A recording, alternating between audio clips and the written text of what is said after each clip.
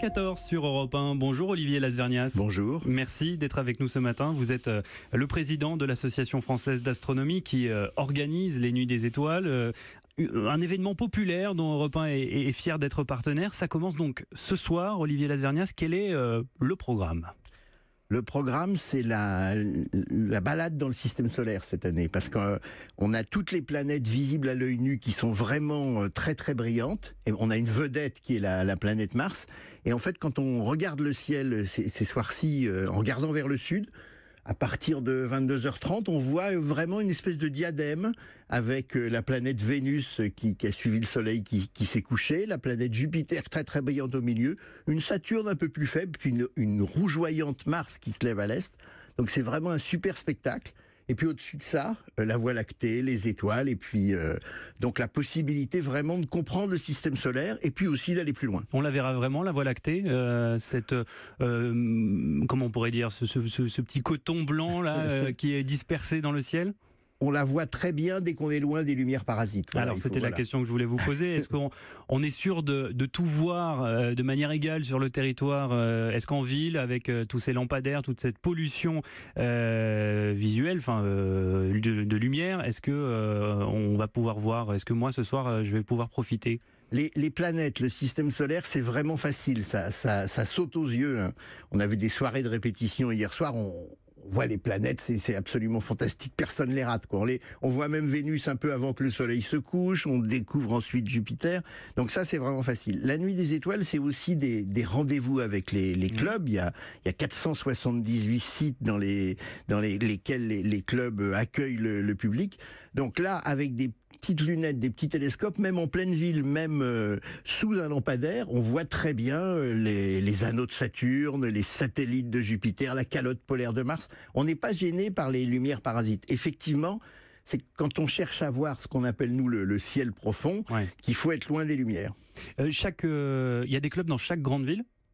Il y a des clubs de manière distribuée un peu partout. Il y a des clubs dans des petits bourgs ruraux très très actifs. Il y a sans doute, c'est un appel au peuple, hein, il y a sans doute pas assez de clubs à Paris même, mais sinon il y en a partout, et c'est même pas lié à la grandeur de la ville. Hein. Vraiment, c'est une dynamique particulière. Ils sont très actifs. Alors Olivier Lasvernias, comment ça se passe concrètement si ce soir on veut rejoindre un club, donc un événement ? Est-ce qu'il faut appeler, il faut s'inscrire, il faut payer ? Expliquez-nous. Toutes les manifestations nuit, toutes les observations sont complètement gratuites. Il y a quelques lieux où il y a un accès pour entrer parce qu'il y a un ascenseur, un téléphérique, etc. Mais la plupart du temps, c'est complètement gratuit. Et l'activité Nuit des étoiles est par construction même une porte ouverte complètement gratuite. On a les sites, les adresses physiques, les lieux de rendez-vous sur le site de l'Association française d'astronomie, afastronomie.fr. Là, on a une carte de France détaillée. Ça déborde d'ailleurs à nos amis suisses, belges, au Maghreb, etc. Il y a aussi des événements. Il y a des événements ultramarins, bien entendu.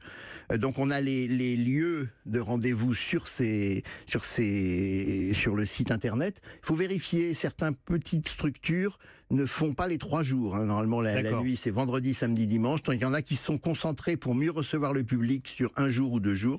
Donc, il faut vérifier. Mais sinon, il n'y a pas besoin de s'inscrire. La plupart des clubs et associations proposent des animations, des expositions, l'observation du soleil avant qu'il se couche. Donc, ça peut commencer tôt. Quel est le meilleur spot, le meilleur endroit où il faut être selon vous, Olivier Lasvernias ? C'est un peu partout. Le meilleur endroit, c'est surtout dégagé vers le sud. On parlait du pic du midi dans le journal de 6 heures. Le pic du midi, c'est génial pour voir le ciel profond, justement, dont on parlait tout à l'heure, la Voie lactée. Pour voir les planètes, ce qui est important, c'est d'être bien dégagé sud, et pour voir Mars, particulièrement bien dégagé sud-est.